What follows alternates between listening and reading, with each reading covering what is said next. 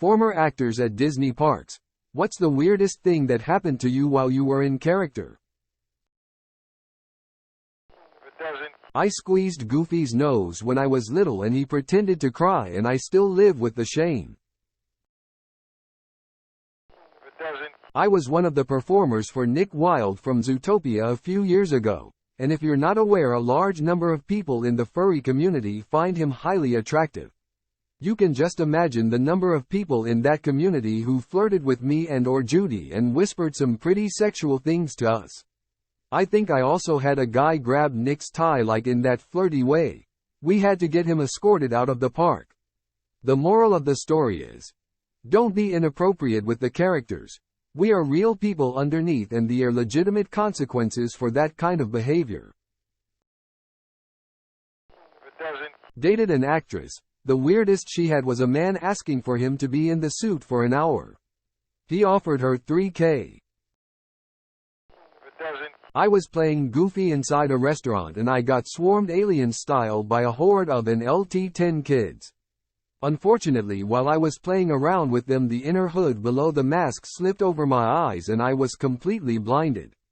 We had assistants around whom we could signal for help by flapping our arms, but the kids had made it a game of attaching themselves Tarzan-like to both my arms, and to raise them I would have had to lift 3 to 4 kids per arm. Dangerous even if I'd been strong enough to do that. I found myself blind and completely rooted to the spot, unable to ask for help and with nobody realizing that I was in trouble. I spent like a solid 10 to 15 minutes in that sort of limbo, reflecting on the life decisions that had taken me there, until the assistant came over and whispered, "Set is over, dude." And I finally managed to signal something was wrong. Edit. By an LT-10 kids I meant kids under the age of 10 feet. Sorry, I really did phrase that with my ass, lol. I dated a girl that played one of the fairies for the Tinkerbell place. Beyond the pretty much daily occurrence of old dads hitting on her, she was 19 at the time.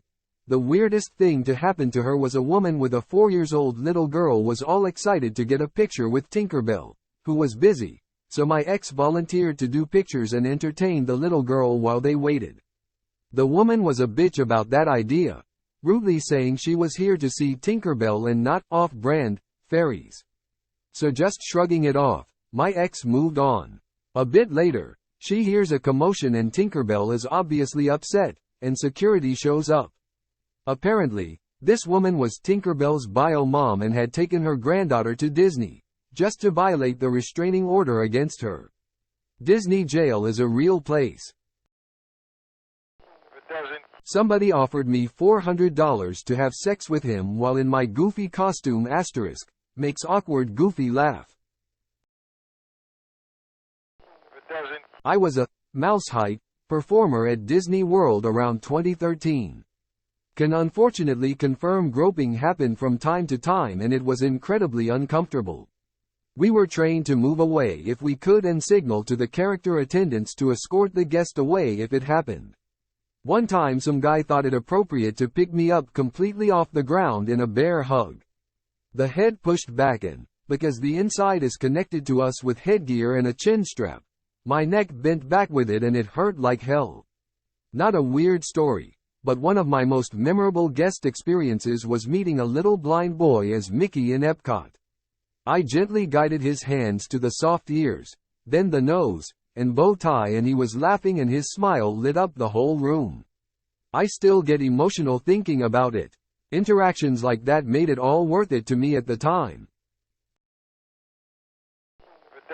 Never was an actor, but when I was a kid at Disney World in the 70s, I watched Chip get into a fist fight with a young 20-something guy. The guy's girlfriend wanted him to do a picture with Chip and Dale, but he didn't want to. Chip grabbed him in a headlock and his girlfriend snapped the photo. When Chip let go, the guy came up swinging. Dale had to jump in and break them up, as Chip started swinging back. For a kid of 12, it was awesome. I used to work at a different amusement park that featured similar costumed characters. The worst thing I ever heard was the time one of the characters was overcome by heat in 95-degree weather, and vomited inside the suit, splattering the inside of the suit's head with their half-digested lunch. They had to walk a long distance back to the dressing rooms breathing the superheated vomit air the entire way. My ex-wife was in the character department at Disney World years ago. She was always getting injured by guests. From macho men wanting to see how strong of a grip Mickey had, to grabbing hold of Donald's bill and yanking really hard. Pulling noses, beaks, ears, etc., can really hurt people. Another person was dressed as Daisy Duck and got tackled by a guest and knocked out cold. When she recovered, she pressed charges. The worst nights for the characters were high school senior nights and the religious group nights. Bunch of unruly teens with little to no supervision. No one wanted to work those shifts. Ever. Edit. Thanks for all the upvotes. For those wondering about the religious nights, it was called Night of Joy. Usually had a few religious pop, rock groups that gave small concerts while the park was open. The kids, teens were just not properly supervised, and they acted wilder than you would think on this sort of night. Everyone hated working those shifts. Disney canceled Night of Joy in 2018 after 34 years. Most cast members were relieved. Not Disney, but mildly funny. In the 90s, my mom used to work for the company that owns Kool-Aid. She was over several commissaries, military base grocery stores, and I usually did odd work for her like stocking or building displays. A few times, I got to put on the Kool-Aid Man costume. It was hard to see anything since the viewports were the eyes, mouth and they were super dark tinted plastic. I was placed in between two racks of snack cakes and was scared to move much as I might knock them over. So I stood there for probably a half hour still as a statue while waiting to see people. This small kid, maybe 3 or 4, comes up to me with his mom. His eyes were so big and he was adorably in awe.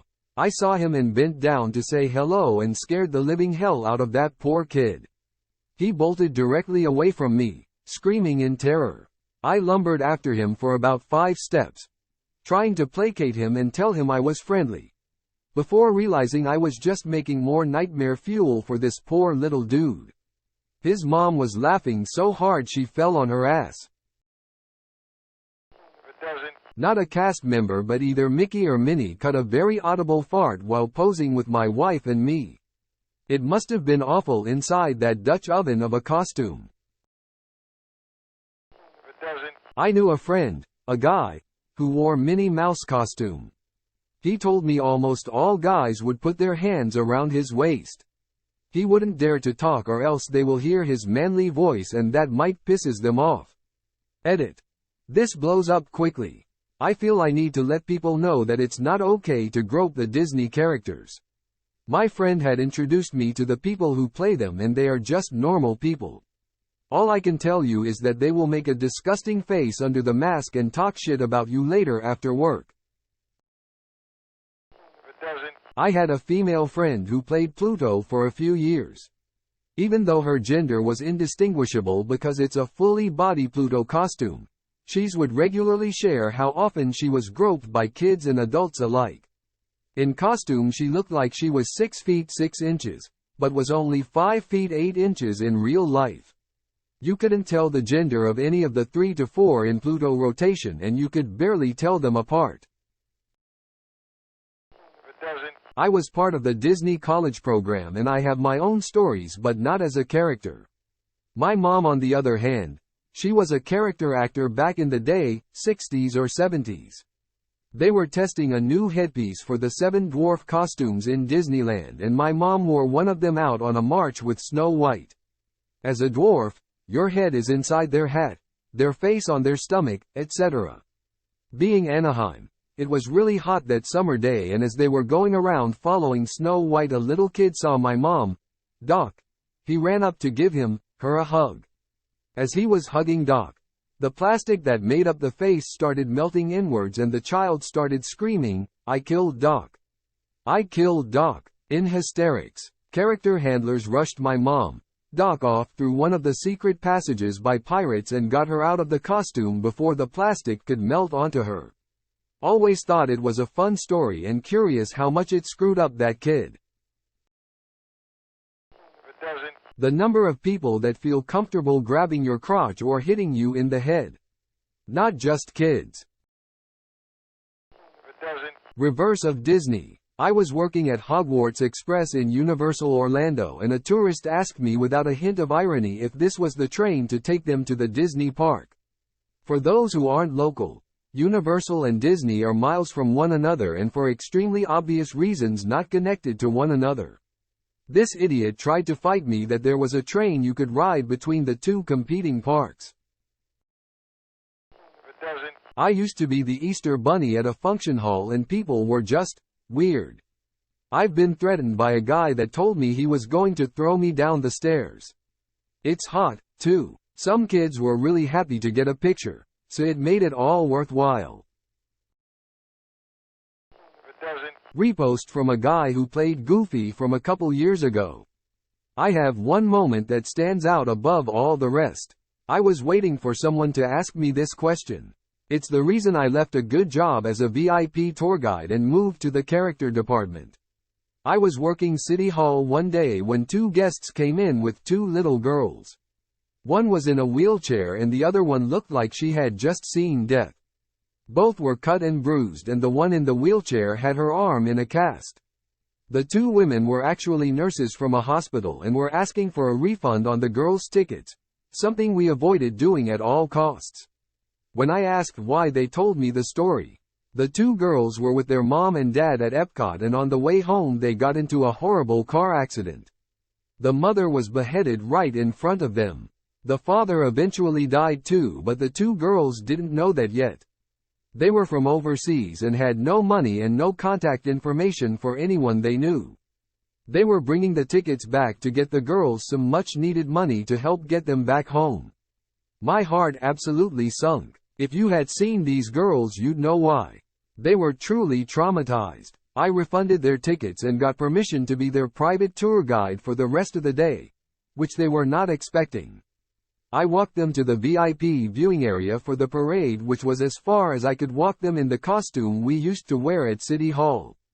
I had to leave them there while I put on my VIP costume. On the way down I pulled out every kid joke I could think of. I was a really good tour guide. I helped write part of it, and I knew how to make kids smile. Nothing worked. These girls were too far gone for that. I left them at the bridge to go change, walked backstage and bawled my eyes out. I just had never seen something so horrible. I was truly affected and it was a terrible feeling of powerlessness not being able to fix the situation. When I came back I brought them to get ice cream, take them on rides and stuff, but they never smiled, not once. The nurses were loving it and were trying to get them into it, but it just wasn't working. We went back to the bridge to watch the parade. It was there that I honestly saw true magic.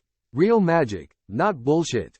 I had called the parade department to let them know what was going on and set up a private meet and greet after the parade. As the parade was coming around Liberty Square, I told the girls that I had called Mickey and told him all about them. I told them that Mickey asked to meet them after the parade. The little girl in the wheelchair smiled. "Really?" she asked. My heart skipped. "Yes, really. He told me to tell you to look out for him in the parade and to follow the float back to City Hall." The other girl smiled. "You mean right now?" she asked. It had worked. They were talking. Not laughing, but talking. It was the first time I had heard them speak.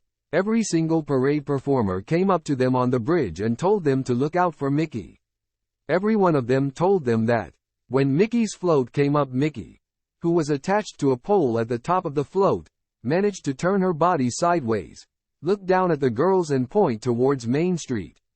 That was all it took. The girls were excited now. They had forgotten about death. They were lost in a magical world and I couldn't believe I was watching it unfold in front of my eyes. We followed that float all the way back to City Hall, singing Mickey Mania the whole way. Back then, City Hall used to have a VIP lounge behind the desk that was for privacy during difficult situations or to host celebrities. I took them in and showed them the book where all of the autographs were. They were eating it up. The girl who was Mickey that day got down off her float and without even taking her head off walked up to me backstage and said, "Let's go." I walked in with Mickey behind me so I got to see the exact moment the girls met their new friend. They got shy but Mickey was in control now. Those girls met the real Mickey Mouse that day. Every single parade character stayed dressed to meet those girls. One by one they'd come in and play a bit then leave.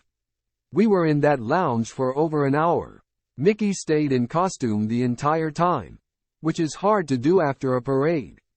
When Mickey finally said goodbye, I had two excited girls on my hands that couldn't stop smiling. They talked and talked and talked.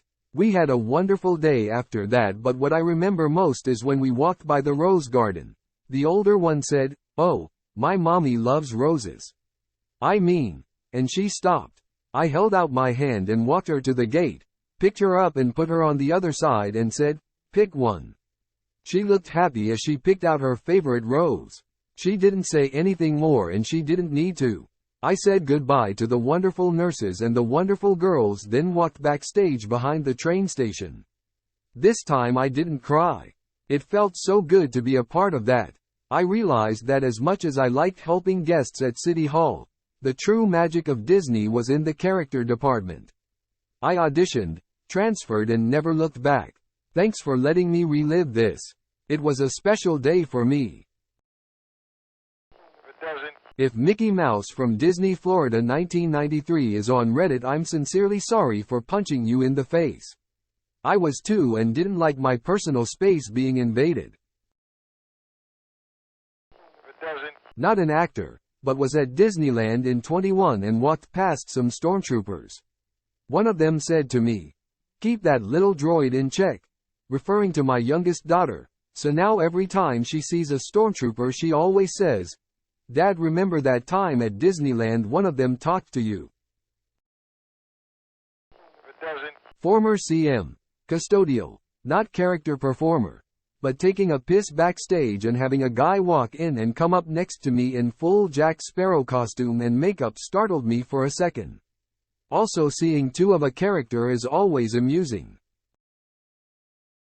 if it doesn't, Not Disney, but Six Flags Over Texas. Was on trash detail. Wandered through Looney Tunes land. Laying on the ground in the shade. Being handed water and rags is a girl I don't know. Turns out, she'd heat stroked from being in a mascot suit. In Texas. In July. Also turns out she's the third to do that today. So my dumbass wanders in, and gets asked if I want a promotion to mascot. Hell, yes I do.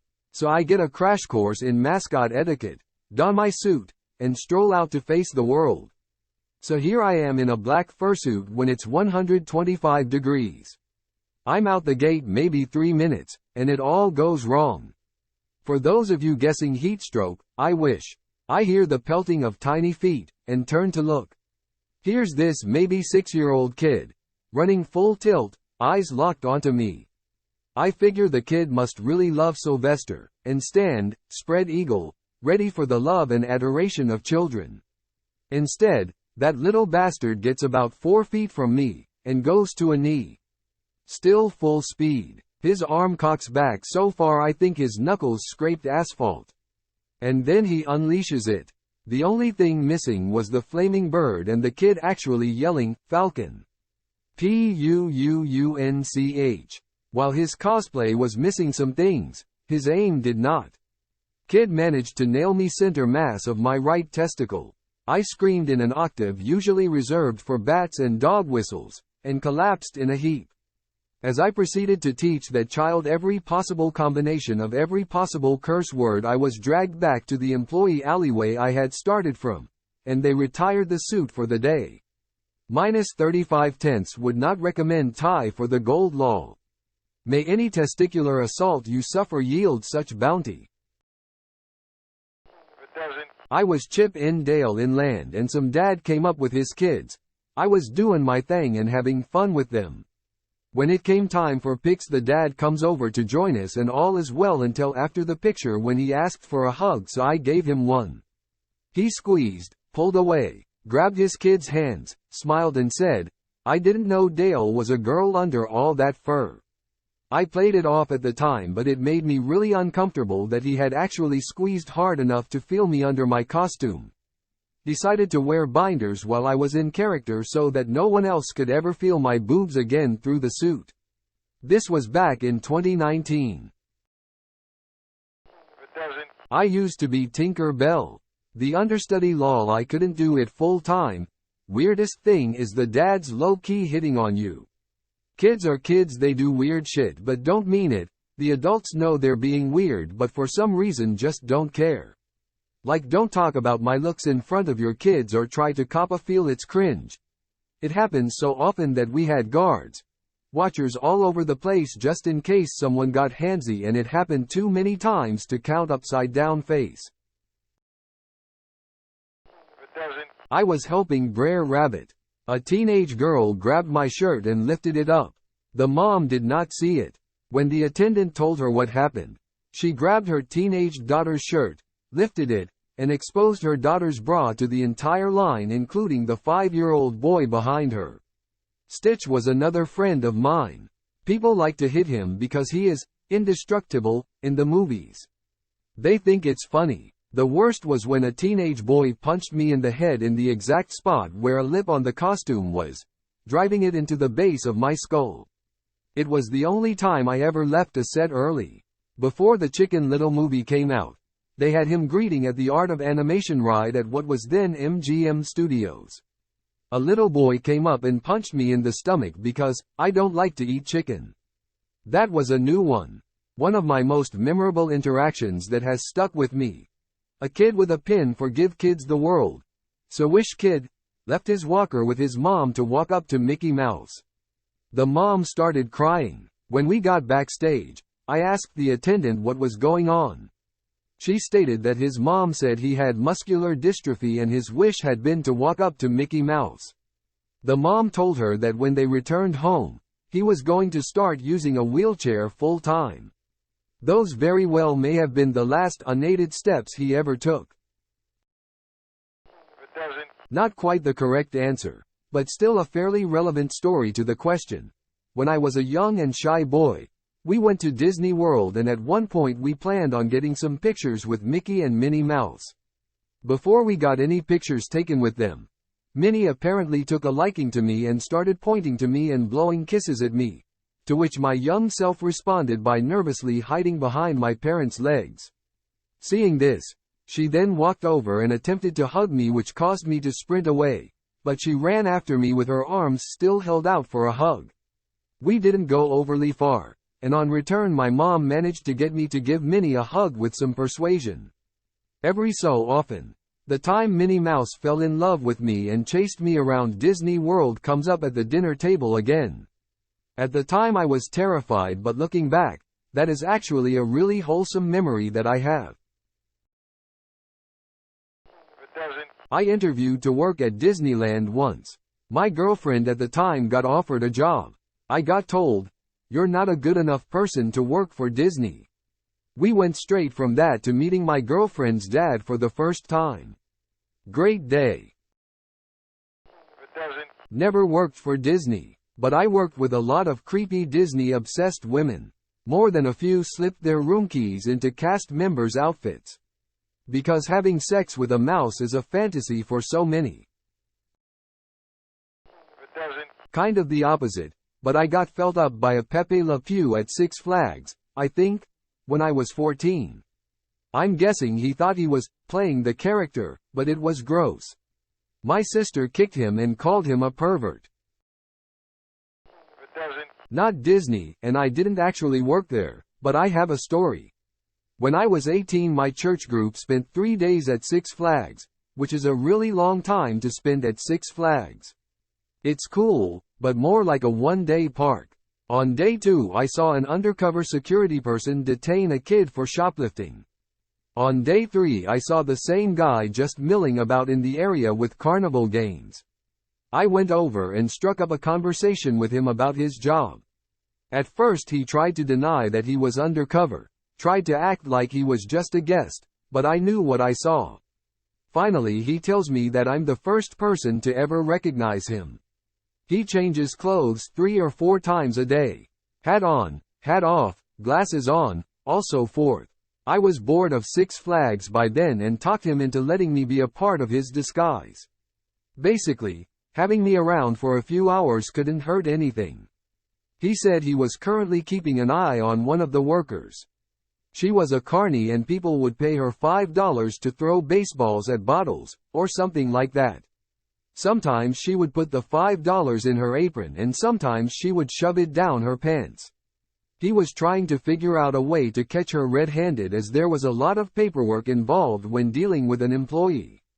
We eventually started hanging out in gift shops and such. He told me that he was almost deaf and had learned to read lips while growing up. So he was lip reading from across the store trying to catch kids talking about stealing. We didn't make a bust while I was on duty. When it was time for his break he went in a employees only area and changed shirts. I never saw him again. If it doesn't, Long story short, not a former costume actor but I did interact with one. This happened over 25 years ago. My wife surprised me with a trip to SeaWorld in Ohio. Inside the gate was the costume actor for Shamu. Since my wife is short and I am tall, the actor sat down on the bench with me on one side and my wife on the other to have our photograph taken. Shamu held us in close and my hand naturally fell on their thigh. I'm feeling a roll in the plush fabric and imagining how hot it must feel inside that costume when I realized that it was his penis I was feeling up. Picture is taken with Shamu's dork in my hand and we leave the area. My wife falls over laughing as I tell her what happened.